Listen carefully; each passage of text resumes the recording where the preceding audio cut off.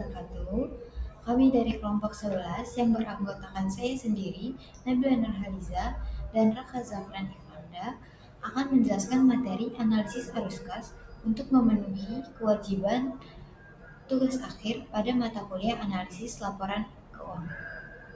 Pada materinya, kami menggunakan referensi dari buku Analisis Laporan Keuangan karya Krisna Sami Subramanyam, buku 2, edisi 11 pada 2017, penerbit Salemba 4. Kita mulai aja. Nah, di sini terdapat hal-hal yang akan kami bahas, yaitu pertama relevansi arus kas dalam analisis laporan keuangan, pelaporan arus kas, penyusunan dan analisis laporan arus kas, serta yang terakhir interpretasi analisis arus kas. Laporan arus kas. Laporan arus kas ini termasuk dari laporan keuangan. Laporan kas ini adalah laporan jumlah kas di tangan perusahaan dari hasil pengurangan kas masuk dan kas keluar. Tujuan laporan arus kas ini menyediakan informasi arus kas masuk dan arus kas keluar dalam satu periode. Relevansi kas. Seperti yang kita tahu, kas adalah aset yang paling likuid serta menawarkan likuiditas dan fleksibilitas bagi perusahaan. Keuangan perusahaan dimulai dan diakhiri dengan kas. Meskipun laporan keuangan seringnya pakai metode akrual, kas ini tetap penting. Kenapa? Karena hanya dengan uang tunai atau kas, itu perusahaan bisa membayar utang, membeli alat, dan membagikan dividen. Maka dari itu, menganalisis laporan arus kas membantu menentukan kondisi likuiditas, solvabilitas, dan fleksibilitas perusahaan. Nah, likuiditas itu adalah kemampuan perusahaan membayar utang jangka pendek. Solvabilitas itu kemampuan perusahaan memenuhi semua kewajiban atau utang-utangnya. Fleksibilitas itu kemampuan perusahaan dalam bergerak menangani kesempatan dan kesulitan. Pelaporan arus kas.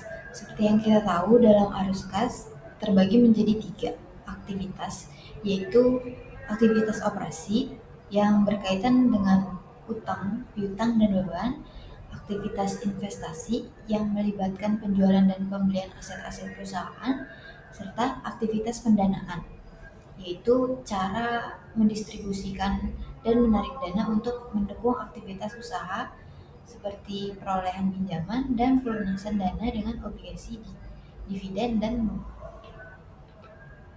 Nah, ini dia format laporan arus kas. Penyusunan laporan arus kas. Dalam membuat laporan arus kas terdapat 2 metode, yaitu metode tidak langsung dan metode langsung. Kedua metode ini kurang lebih menggunakan format yang sama untuk menghitung kas bersih dari aktivitas investasi dan pendanaannya. Perbedaan pada kedua metode ini hanya pada penyusunan arus kas bersih pada aktivitas operasinya. Persiapan laporan arus kas. Laporan arus kas merupakan campuran antara laba rugi dengan neraca. Pertama-tama, laba bersih disesuaikan untuk pendapatan non-tunai dan beban non-tunai untuk menghasilkan laba kas. Di sini ada rumusnya. Net income ditambah depreciation expense ditambah gain or loss on sale of asset ditambah cash generated used by current asset and liabilities menghasilkan net cash flows from operating activities. Karena laba bersih ini masih memuat angka-angka non-kas seperti penyusutan dan amortisasi, maka kita harus menambahkan kembali beban-beban non-kas itu supaya terlihat berapa uang tunai sebenarnya yang masuk atau keluar dari kegiatan operasional. Misalnya nih, contoh yang paling sederhana, penyusutan itu kan biaya yang dicatat tapi tidak mengeluarkan uang. Maka di laporan arus kas penyusutan harus ditambah kembali agar tidak salah mengartikan bahwa uang benar-benar keluar. Metode langsung.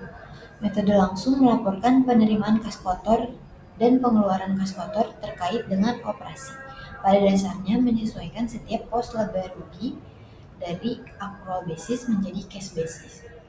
Metode ini menyajikan tampilan yang lebih baik bagi para analis untuk menilai jumlah kas masuk dan kas keluar.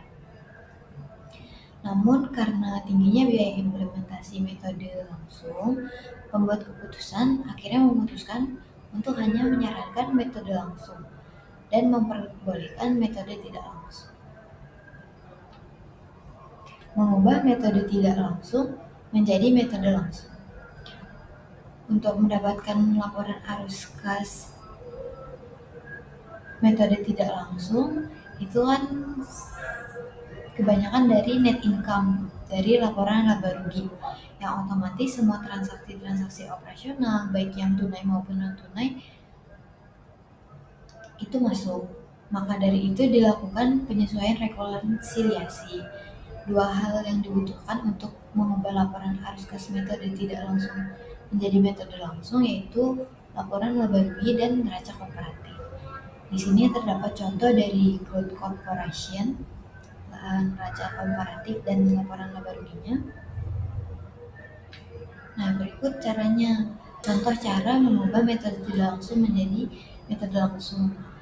Ini yang pertama, penjualan sebesar $660.000 dikurangi dengan kenaikan piutang usaha sebesar 9.000 dan seterusnya akan menghasilkan arus kas dari operasi. Analisis implikasi arus kas. Informasi laporan arus kas menghasilkan beberapa implikasi untuk menganalisis keuangan di perusahaan. Yang pertama, keterbatasan pelaporan arus kas. Yang kedua, interpretasi arus kas dan laba bersih. Keterbatasan pelaporan arus kas. Pertama, pada praktiknya tidak mensyaratkan pengungkapan secara terpisah antara arus kas yang berkaitan dengan extraordinary item atau operasi yang dihentikan. Kedua, pembayaran bunga dan dividen diklasifikasikan sebagai operating activities, sedangkan pendapatan bunga dan dividen diklasifikasikan dalam investing activities. Ketiga, pajak dikelompokkan sebagai operating activities. Dan terakhir, penghapusan keuntungan atau kerugian sebelum pajak dari hasil penjualan atau investasi dari operating activities mendistorsi analisis atas operating activities dan investing activities. Selanjutnya akan dijelaskan oleh rekan saya. Izin melanjutkan apa yang sudah dijelaskan oleh Nabila. Berikutnya ada interpretasi arus kas dan laba bersih. Net income pada laporan laba rugi merupakan alat ukur profitabilitas perusahaan untuk satu periode. Namun, laporan laba rugi tidak dapat menunjukkan waktu arus kas masuk, arus kas keluar, dan pengaruh operasi terhadap likuiditas dan solvabilitas. Informasi tersebut hanya dapat ditemukan di laporan arus kas, karena laporan arus kas mencakup semua aktivitas yang berkaitan dengan pendapatan dan pengeluaran garis miring pengaruh operasi terhadap likuiditas dan solvabilitas. Arus kas operasi berfokus pada aspek likuiditas dari operasi yang secara efektif berfungsi sebagai pemeriksaan atas laba bersih, tetapi bukan sebagai pengganti laba bersih tersebut. Selanjutnya ada analisis arus kas. Karena setiap perusahaan punya kondisi yang berbeda, maka tidak ada cara baku atau standar untuk menganalisis arus kas. Namun, ada beberapa hal umum yang bisa dilakukan, seperti yang pertama, dilihat dari mana uang perusahaan berasal dan kemana saja digunakan di masa lalu. Yang kedua, gunakan analisis ukuran sama atau common size yang membandingkan setiap bagian arus kas dengan total kas, agar lebih mudah dibandingkan setiap tahun atau antar perusahaan. Lalu yang ketiga, melihat tren jangan hanya memakai data tahunan atau kuartalan, karena terlalu pendek untuk menghasilkan kesimpulan yang bermakna. Selanjutnya, selain itu, dalam menganalisis laporan arus kas, kita harus fokus pada beberapa hal berikut, seperti yang pertama, apakah penggantian aset didanai oleh dana eksternal atau internal, dari manakah sumber pendanaan untuk ekspansi dan akuisisi bisnis, apakah perusahaan bergantung pada pendanaan eksternal, apakah kebutuhan dan kesempatan investasi perusahaan, apakah persyaratan dan jenis pendanaan, apakah kebijakan manajerial seperti dividen sangat sensitif terhadap arus kas. Kesimpulan dari analisis arus kas yaitu yang pertama, analisis arus kas memungkinkan untuk menilai kualitas keputusan manajemen dari waktu ke waktu dan dampaknya pada hasil operasi dan posisi keuangan perusahaan. Yang kedua, dalam jangka panjang dapat memberikan informasi mengenai keberhasilan manajemen dalam menghadapi kondisi bisnis yang berubah dan kemampuan untuk menghadapi kesulitan. Yang ketiga, kesimpulan analisis arus kas meliputi di mana manajemen menggunakan sumber dayanya, di mana manajemen mengurangi investasi, dari mana kas tambahan dihasilkan, dan di mana klaim atas perusahaan dikurangi. Selanjutnya yaitu pengukuran arus kas alternatif. Penggunaan laporan keuangan terkadang menghitung laba bersih ditambah depresiasi dan amortisasi sebagai ukuran mentah untuk arus kas operasi. Contohnya EBITDA atau laba sebelum bunga, pajak, depresiasi, atau amortisasi. Pengukuran ini terdapat beberapa masalah, yaitu yang pertama, penambahan kembali depresiasi terkadang diartikan sebagai biaya tidak sah.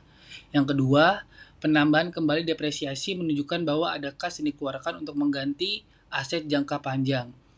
Laba bersih ditambah depresiasi mengabaikan perubahan-perubahan working capital yang merupakan bagian arus kas bersih aktivitas operasi. Selanjutnya adalah arus kas bebas. Turunan analisis laporan arus kas yang bermanfaat adalah perhitungan arus kas bebas atau free cash flow atau FCF.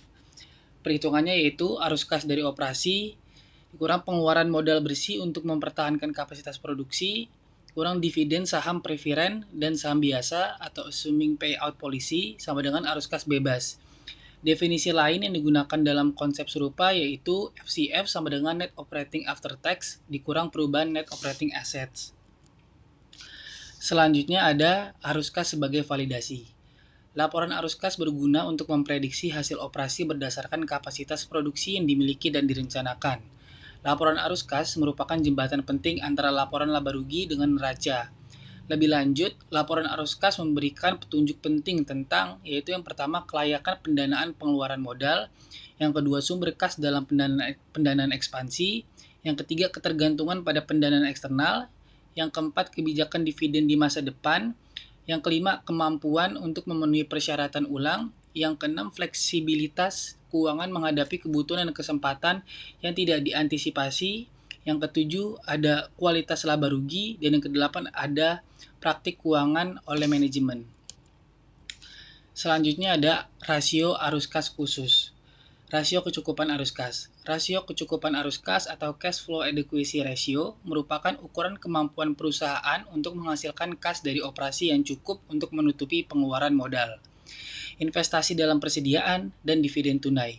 Untuk menghitung rasio ini biasanya dilakukan selama 3 tahun.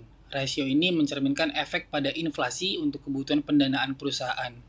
Cara perhitungannya yaitu jumlah kas dari operasi selama 3 tahun dibagi jumlah pengeluaran modal ditambah persediaan ditambah dividen tunai selama 3 tahun.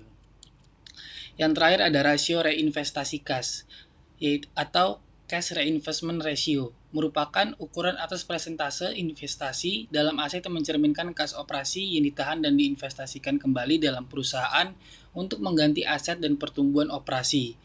Perhitungannya yaitu arus kas operasi dikurang dividen dibagi aset tetap kotor ditambah investasi ditambah aset lain dan ditambah modal kerja. Mungkin sekian dari kelompok kami, kurang lebihnya mohon maaf. Wassalamualaikum warahmatullahi wabarakatuh.